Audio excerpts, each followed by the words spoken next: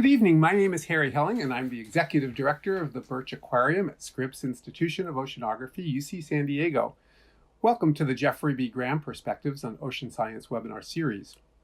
This year, we are organizing these webinars as themed mini-series dedicated to the world-class research at Scripps. Tonight, we present the last in a three-part series dedicated to research for resilience on a changing planet. This series highlights Scripps oceanography programs that inform science-based decision-making, resource management, and climate change adaptation as a key part of their mission.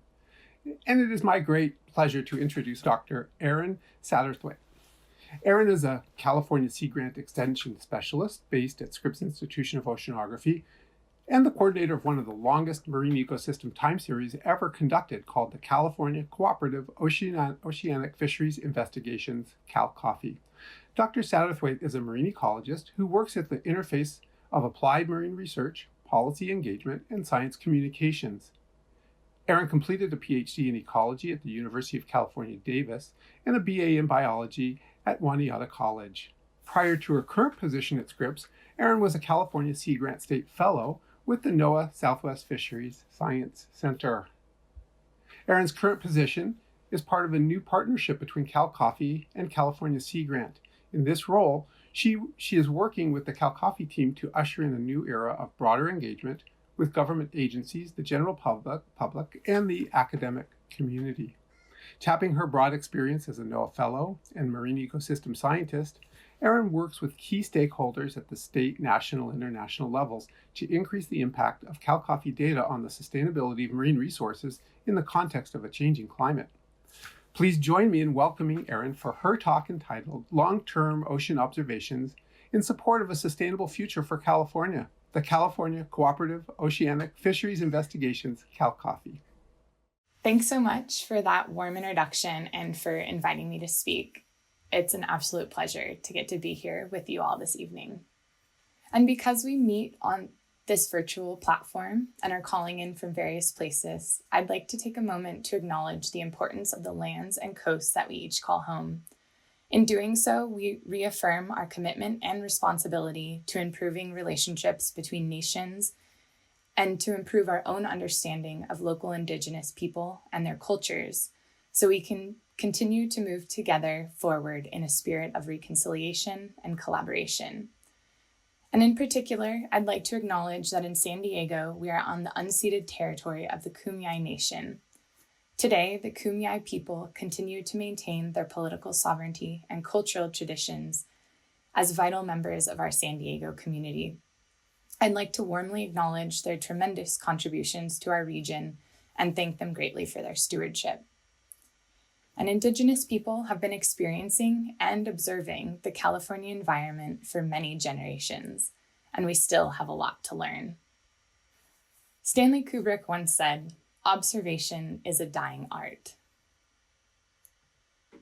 But I'd much rather say, observation is a forgotten art. But I'm hopeful that this is becoming less true as we find the immense value in our individual and collective observations. And so I'd like to start off with a personal story that details my interest and connection to the sea and really what's drawn me to observation, science, and marine ecology. What initially captivated me about the sea were the undulations, consistent pulses of energy, the waves, gleaming, fleeting traces of them, coming and going, leaving those elegant squiggly lines in the sand. I started by wandering in the sand, then playing in the waves, and then eventually learning to ride the mountains of water. One day, while sitting on my surfboard atop the hills of water, moving under me as swiftly as a river, I felt a surge of energy. And all of a sudden, the water transformed into quicksand beside me, and then reformed into a boiling, seething, salty broth. From the depths, a huge creature emerged and gently rolled to the side, unveiling an eye the size of a large jet black plate that tipped towards me. And my first thought was, shark! But I quickly realized that it was in no way, shape, or form a shark. It was actually a curious whale coming to observe us, the peculiar neoprene-laden surfers that bobbed at the surface. And I was immediately stunned and then transfixed. I was transfixed fully in this moment of shared observation. All my cells focused clear attention on the eye of this stunning being. I was awestruck. Until it eventually slid back under the deep blue aqueous veil, dark as the sky at nightfall. And so the poet Robert Frost said, "We begin in infancy by establishing correspondence of eyes with eyes." So that shared observation has been a source of inspiration for me in my life and work as a researcher. And it's through observation that it employs our senses. Individually, we have the tools to observe the world through our five senses, and through our individual perceptual process, we gain information and knowledge about the environment that's vital to our survival and well-being. And this helps us to act within our environment, such as the basics like finding food, water, shelter, reading other people, or the not so basic things like following that little blue dot on our smartphone to get to our next destination. And these observations and other forms of perception are fundamental to the practice of science. And increasingly with science, we have many tools that amplify and enhance our sensory capabilities. And this is especially necessary below the water. For example, we have microscopes to see the tiny alien-like creatures we pull out from the deep, and acoustic sensors to listen to the surprisingly loud life underwater. And we also have systems that serve as our collective sensory system for the sea. These are known as ocean observing systems. And so ocean observing programs are our collective sensory systems. Ocean observing programs are research and monitoring programs that collect long-term measurements on the environment and ecology of the ocean. Ocean observing programs help us to collect data through observations that are vital to generate the shared wisdom we need to address our increasingly complex social and environmental challenges. So in other words, just as our individual perceptual systems help us to navigate the world as individuals to satisfy our own needs, observation programs help us to do this by collecting data that then gets used for research and then converted into the knowledge and wisdom needed so we can make sure that we collectively sustain and satisfy our needs, especially since the oceans provide us with vital gifts and services such as food, well-being, energy, medicine, among many, many others. And programs that are older and wiser provide information that is increasingly relevant to adapting and mitigating climate change. One such observing program is the California Cooperative Oceanic Fisheries investigations, fondly known as CalCOFI. And CalCOFI is the oldest integrated marine ecosystem observing program in the world. CalCOFI has holistically been observing the physics, chemistry, and biology of the California ocean since 1949. CalCOFI goes out on research cruises 4 times a year and travels from San Diego to north of San Francisco Bay, sampling the entire ocean from the surface to the bottom, from right on the coast to over 300 miles out to sea. On its way, it stops at between 75 and 115 locations, some of which have been stops since the program's beginning. Thus, CalCOFI spans state, national, and international waters.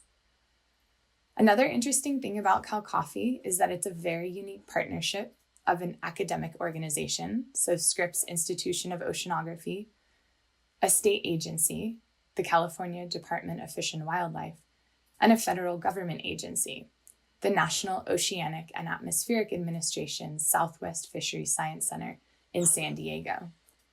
So these organizations, as well as many others, have been working together to generate useful knowledge from local to international scales. And here is a very quick glimpse into what a day out sampling with CalCOFI looks like. You can see that there's many different instruments that go down into the ocean to take measurements on the physics, chemistry, and biology of the sea. And the kaleidoscope of data that CalCOFI collects provides invaluable information on the marine ecosystem off the coast of California to generate and support research and inform the sustainable management of marine ecosystems. And this is especially important under increasing ocean uses and in the context of climate change. So for the next part of our journey together, I'd like to highlight a few stories that show how CalCOFI observations have been used to understand, predict, and manage our changing marine ecosystems. Our first story is about a small hero. That's a small fish with a big story, the Pacific sardine. Pacific sardines are small, schooling fish that can live up to 15 years, and they reach just over a foot long. They live from Baja California up to southern Alaska and can live up to about 150 miles offshore. And sardines are both ecologically and economically important. They're important food for many whales, seals, birds, and other marine animals, and are a vital food source for us. But this hasn't always been the case. The earliest known printed picture of a sardine was found in a French book entitled The Whole Story of Fish, over 450 years ago in 1558. And then over 150 years ago in 1858, the small fish had an equally small name. A dispatch from San Francisco in the New York Tribune said this about the sardine: "The cod, halibut, herring, salmon, smelt, sturgeon are abundant and are easily caught, while a large market is ready to buy them at a high price. A small fish called the sardine, supposed by many to be a species of herring, is abundant, but not much value is commonly attached to it." Although this sentiment didn't last very long, quickly the little fish became a big name. In 1916, attention quickly turned to sardines in response to food shortages during World War I. The military provided an important market for West Coast fishing companies, as sardine became an essential new food for the war. It was canned for food, rendered for oil, and also used as fish meal and bait. Thus, this explosive demand for canned sardines led to Pacific sardines supporting one of the largest fisheries in the Northwestern Hemisphere. And at its peak in the mid-1930s, the sardine fishery off the California coast was probably one of the most intensely exploited fish stocks in world's history, since the prevalent belief at the time was that the oceans were inexhaustible and that man could not affect the species in the sea.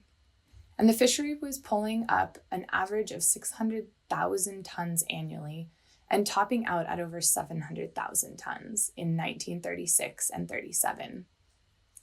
And these were processed by more than 100 canneries spanning between San Diego and San Francisco.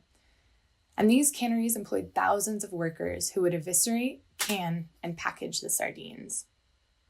And so to give you a sense of this scene, famously John Steinbeck opened his 1949 novel, Cannery Row, by describing Monterey's waterfront zone of sardine factories as a poem, a stink, a grating noise, a quality of light, a tone, a habit, a nostalgia, a dream. And he goes on to describe the scene of the sardine boats bringing their catch into the harbor to be processed. The whole street rumbles and groans and screams and rattles while the silver rivers of fish pour in out of the boats, and the boats rise higher and higher in the water until they are empty. The canneries rumble and rattle and squeak until the last fish is cleaned and cut and cooked and canned. And so around that same time, in a great moment of foreshadowing, the researcher Dr. Francis Clark was one of the few voices warning that the demand exceeded supply and that the rapid growth in the sardine processing industry was unsustainable, likely leaving the future of the California sardine fishery in doubt. But her warnings were not heeded. And with the Second World War, the demand for sardines continued to soar. Here's a government-issued poster that illustrates the need for fishing companies to catch more fish in support of the war effort. But then in the mid to late 1940s, catastrophe struck the sardine industry. The large fishing fleet and once thriving fisheries that made up the Silver River that for years had poured out of boats and into California's wallet gradually dried up. By the mid to late 1940s, the sardine fishery had collapsed completely for unknown reasons, leaving only a stunned and very angry California community. The public, state legislators, and leaders of the fishing industry called for a full-scale investigation into the causes of this spectacular decrease in sardine numbers. In response to the catastrophic failure of the Pacific Coast sardine fishery, as well as the corresponding puzzling scientific issues raised by this dramatic collapse, Earl Warren, who was the governor of California at the time, established the Marine Research Committee, which would distribute funds collected from attacks on fish landings to fund a new multi-agency and multidisciplinary scientific program to better understand the collapse of the sardine fishery. And this was called the California Cooperative Sardine Program, which later became known as the California Cooperative Oceanic Fisheries Investigations, CalCOFI. So the main goal of the program was to understand what caused the sardine collapse. Was it human-caused due to overfishing, or was it environmentally or ecologically driven, or was it some combination of the two? And specifically, the program's goal was to investigate the sardine in relation to its physical and chemical environment, its food supply, its predators, and its competitors, to evaluate the findings in terms of the survival of the young, and in terms of the distribution and availability of the sardines when they reach their commercial size. This holistic approach to understanding the sardine collapse, so understanding not only the characteristics of the sardine itself, but also its biology, ecology, and environmental context, was extremely innovative. The founders of CalCOFI were visionary in taking this ecosystem approach to fisheries management. So specifically, at the beginning of the CalCOFI surveys, a decision was made to identify and enumerate the eggs and larvae of all species of fish obtained in the plankton collections in order to evaluate the ecological associates of the sardine. In other words, the program holistically explored the ecological and environmental factors to better explain the dramatic declines and reappearances of the sardines. And this became known as the oceanographic approach or ecosystem approach to fisheries research and management. And this really paved the way for novel ways of managing fisheries, which is known as ecosystem-based fisheries management. Although the decline of the sardine population was the motivating force behind CalCOFI, the investigations were designed to have this very broad ecological base. And so the CalCOFI program and its pioneer researchers demonstrated that systematic egg and larval fish surveys are a very powerful tool for evaluating the potential fishery resources. And because of CalCOFI, 98 to 99% of the fish larvae collected in the California current region can be identified to genus or species, which is a whole lot of different types of fish. And so after nearly 50 years of fishing for the Pacific sardine, a moratorium on landings was imposed by the California legislature in 1967. And by the time this moratorium was imposed, the sardine fishery in Southern California had already collapsed. Then in the 1970s, sardine eggs and larvae were found in CalCOFI samples. And in 1986, the population had recovered and the fishery reopened, but then crashed again in 2015, and it's been low ever since. So then what was going on? Initially, it was heavily debated by researchers whether overfishing or natural variability was the cause of the sardine collapse. And it's only because of the extensive CalCOFI time series, with over 7 decades of data, that we've been able to determine that it's likely a combination of the two factors. Climate variability is a key driver of changes in sardine populations, and fishing may accelerate the collapse. And specifically, the Pacific Ocean actually undergoes these warm and cold cycles that last anywhere from 20 to 30 years, and sardines tend to do better in the warm periods. So we really wouldn't be able to understand these long-term changes and fluctuations in the population of sardines if we had only a few years of observations. So making sure to consider the coupled effects of the environmental variability over these longer timescales and fishing effort on sardine populations off the California coast is essential to a more sustainable fishery. And CalCOFI data have continued to support the annual determination of the acceptable catch limits, which are in place to prevent overfishing. And also, there's a precautionary measure that's built into sardine management to stop directed fishing when the population falls below 15,000 tons. So this year, in 2020 to 2021, the proposed annual catch limit for the Pacific sardine fishing year is very minimal. It's at around 4,200 tons, and this is mainly only allowed for the live bait fishery. And these proposed rules are intended to conserve and manage the Pacific sardine stock off the US West Coast. So overall, CalCOFI observations continue to be used to understand long-term changes related to climate variability and change off the coast of California, and for research to inform the sustainable fisheries management in California. And this includes many other types of fish, as well as for ecosystem-based fisheries management, which brings that same holistic ecosystem ethos that CalCOFI was founded on to both research and management. And so for our next story, we'll explore the story of the birds, a real biological whodunit. And so because the founding CalCOFI scientists took this holistic ecosystem approach to understanding the sardine fishery in the context of the interconnected marine ecosystem off the coast of California, there are observations from 1949 to now on the tiny plants of the sea, known as phytoplankton, as well as the tiny floating animals known as zooplankton, along with the fish larvae and eggs that I mentioned before. And these observations are preserved in the pelagic invertebrate collection at Scripps Institution of Oceanography. So the CalCOFI program not only has the longest record of marine ecosystem observations, but also the physical specimens themselves. So effectively, the CalCOFI samples act as a kind of time machine, allowing us to travel back in time to answer unanticipated questions about the marine ecosystems of the past. So let's hop into this time machine. So for this next part, we're going to travel back in time to August 1961. And I want you to use your imagination here. It's an early fog-enclosed pre-dawn morning on the central California coast in the hamlet of Santa Cruz. You're awakened at 3 a.m. by thuds on the outside of your home.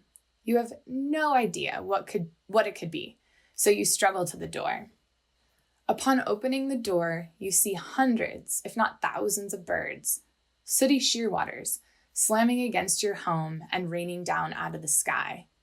The birds are heavy with anchovies, and as they slam into the sides of buildings and other structures, they spew fish blood and partly digested fish. As you look down the street, you see dead and stunned seabirds littering the road. Panic sets in, and it feels like you are living in a horror movie. You're not certain if you even woke up from sleeping.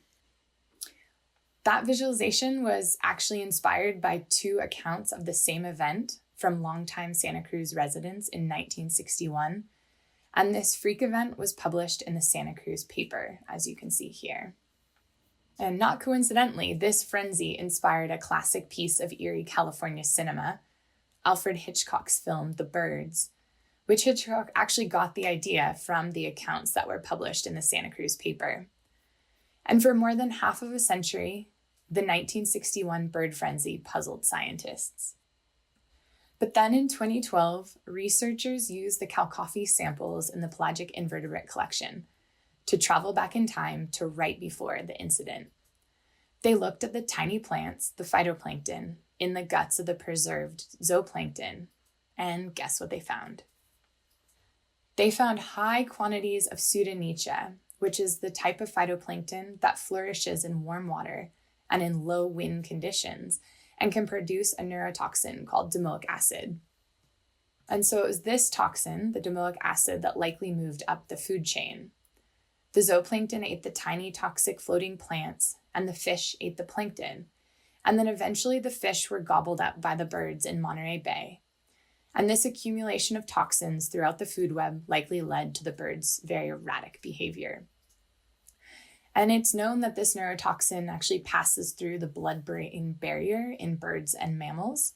and it can cause confusion, disorientation, seizures, coma, and in some cases, even death. So does this sound familiar? It is, because CalCOFI helped us to find the culprit. Harmful algal blooms, which are large amounts of phytoplankton producing toxins, and helped us to solve the mystery of the birds. But horror stories like this are not just a thing of the past. For example, in the fall of 2014, many locations along the California and West coasts saw an unprecedented increase in the temperature of the ocean. And the warming of the ocean along the coast was related to a coastal intrusion of an extremely warm pool of water that had been building offshore in the Gulf of Alaska since the fall of 2013. And it's been fondly referred to as the blob, which kind of also sounds like a horror film. CalCOFI observations helped us to understand these large-scale oceanographic dynamics. Researchers found that unprecedented warm water led to a sustained, record-setting harmful algal bloom caused by the same culprit from the birds event, the toxin-producing phytoplankton, Pseudonychia. And the domoic acid produced by this phytoplankton accumulated in crabs and shellfish, which caused a shutdown of crabbing and clamming for human health concerns. And this severely affected both the very lucrative Dungeness crab fishery as well as the more popular recreational razor clam fishery. In addition, whale entanglements were an indirect result of this record-breaking HAB event because the delay of the crab fishing season resulted in higher numbers of crab pots along the whale migration and feeding routes. And so this warmer water blob actually compressed the food-rich coastal habitats for whales, causing them to occur much closer to shore.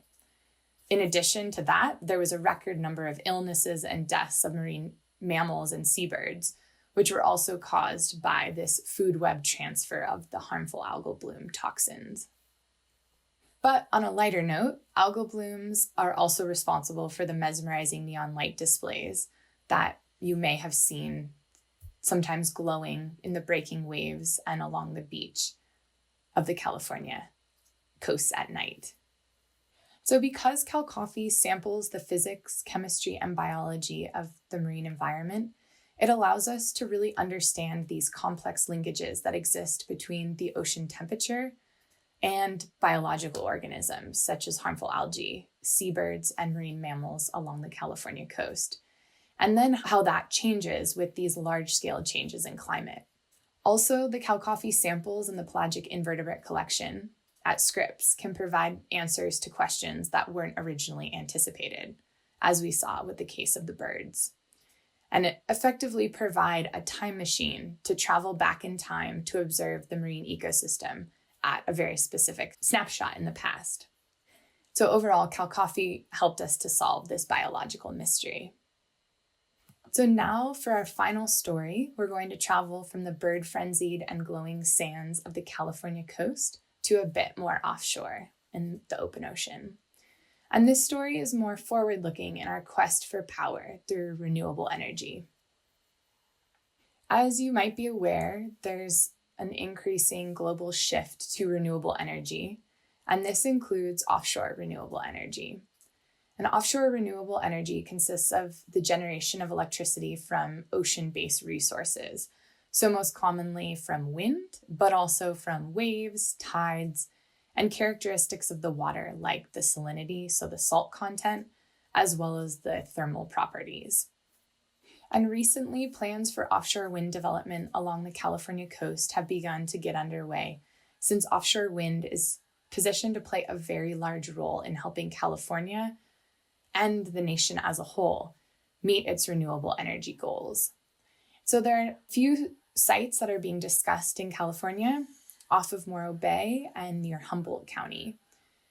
And the potential of these massive floating wind farms is that they could produce about 4.6 gigawatts of electricity. And just to be able to conceptualize that, it's enough power to power 1.6 million homes. So with anything that's part of our human-built environment, there are effects of these structures going into the ocean on the marine ecosystems, as well as on our human coastal communities. For example, in some cases, birds flying through the wind farms can actually collide with the rotor blades and also the hubs of the wind turbines. And under the water, marine mammals can collide with or become entangled in cables and mooring lines that are used in the renewable energy structures. In other cases, since, as you might know, noise travels long distances underwater and can be very loud, many of the activities associated with the surveying, construction, operation, and decommission of wind farms generates underwater noise. And the construction phase tends to be the noisiest, and it's been shown to displace marine mammals and fish. And then finally, the actual physical space that the structures take up can impact where fishing, whale watching, and other boaters are able to go. And so observations on the marine ecosystems near proposed renewable energy sites are needed. And this can include information on the populations of the animals themselves, their movement, their migratory behavior, of things like birds, marine mammals, and fish species. And all of this information can then be used to help to better time the building efforts to avoid these potentially affected species, as well as determining the most optimal locations to put these various renewable energy projects that conflict least with the vulnerable marine animals and also limit the overlap with existing ocean uses, such as fishing and recreation. And so CalCOFI cruises provide an assessment of fish, seabird, and marine mammal abundance, densities, distributions, and habitat use patterns. And so the observations from the CalCOFI program provide extensive insight into the environmental effects of these floating offshore wind platforms in California, especially related to things like seabirds, marine mammals, and fish. So one example of this is that researchers are currently in the process of using the CalCOFI seabird density distribution data and combining that with estimates of seabird population collision vulnerability. So similar to this map here. You can see that the high vulnerability is in red and the lower vulnerability is in yellow. And the goal of this is to generate a map of the potential impact of the wind farms on seabirds. So that map will then combine the seabird impact map with a wind power production map like this map here. And so you can see the higher wind power production is generally offshore, and it is in the warmer tones, so like the reds and oranges.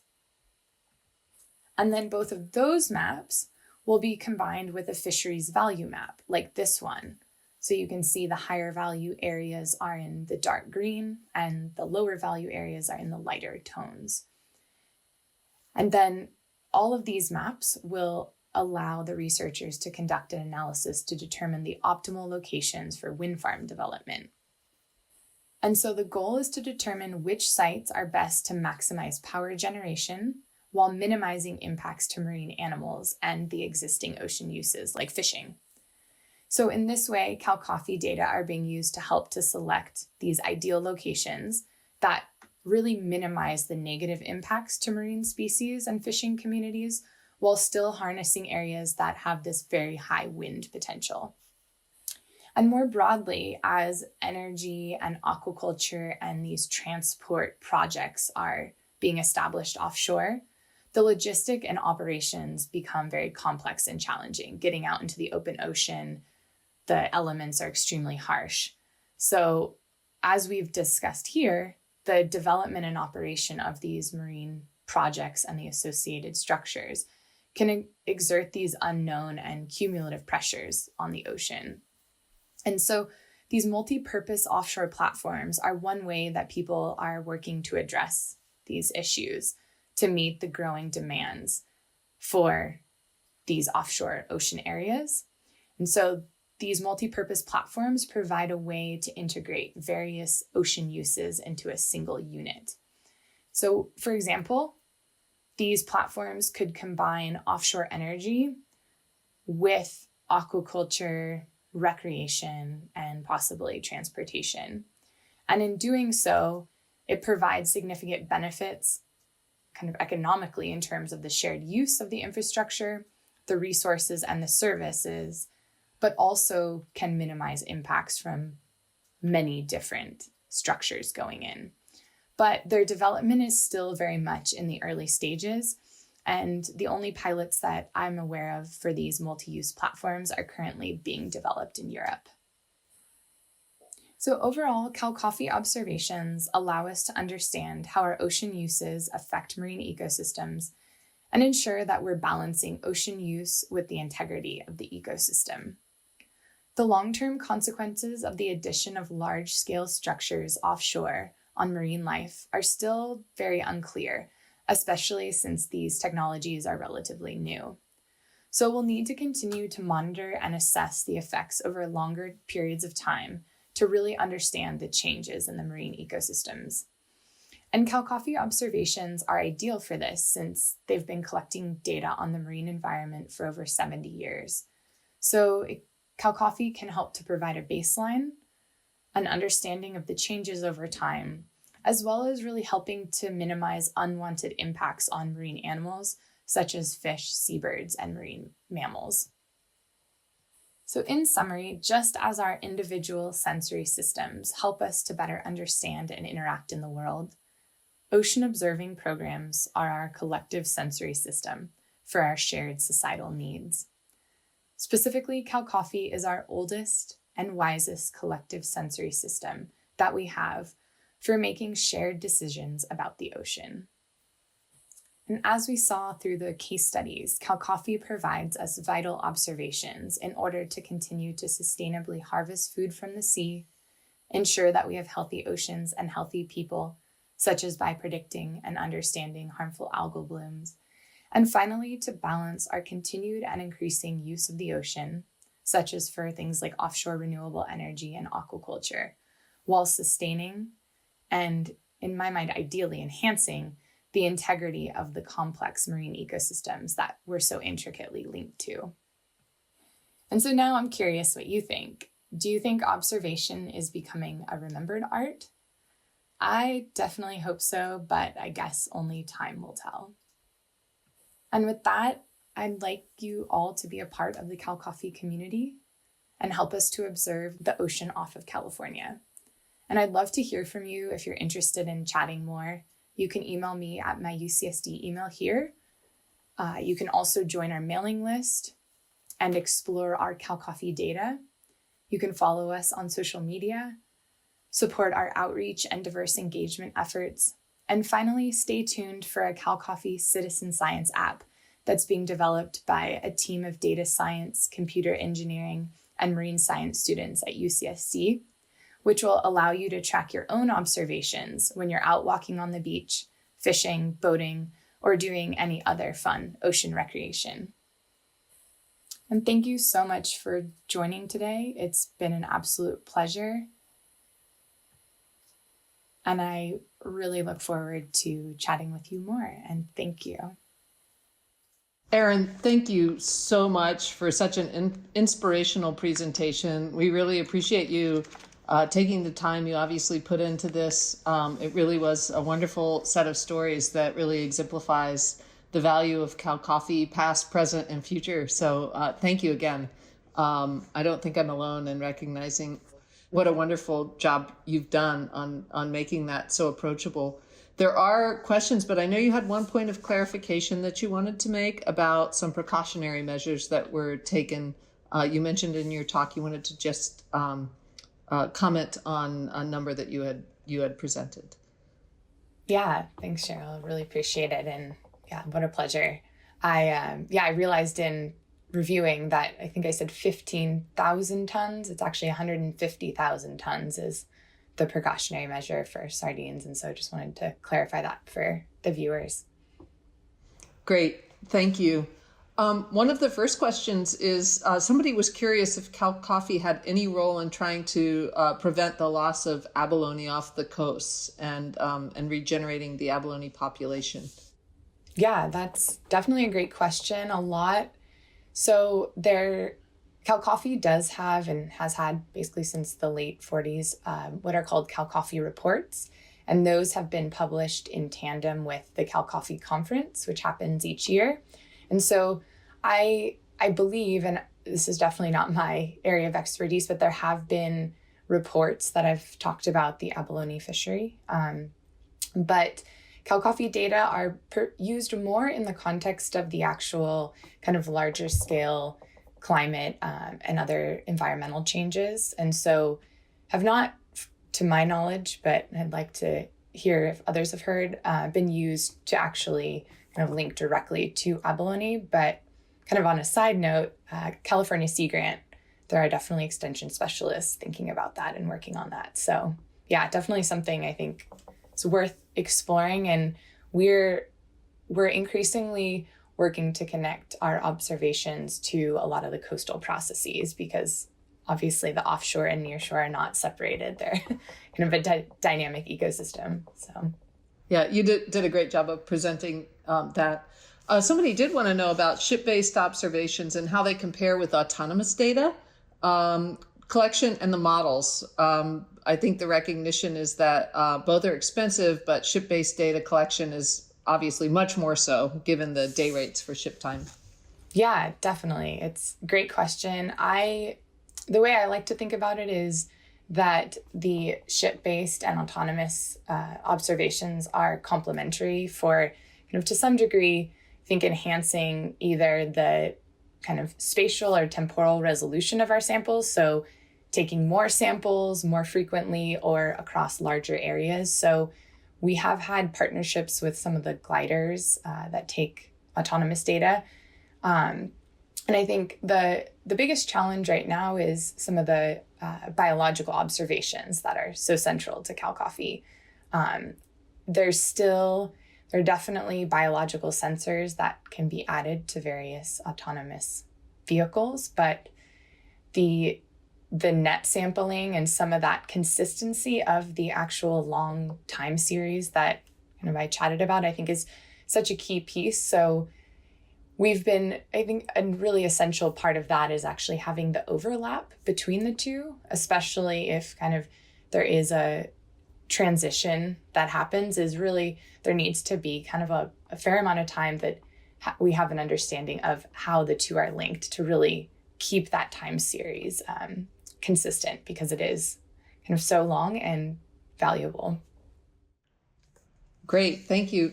Very interesting question here. Are sardines and anchovy populations counter-cyclical? And if so, do you have any idea why?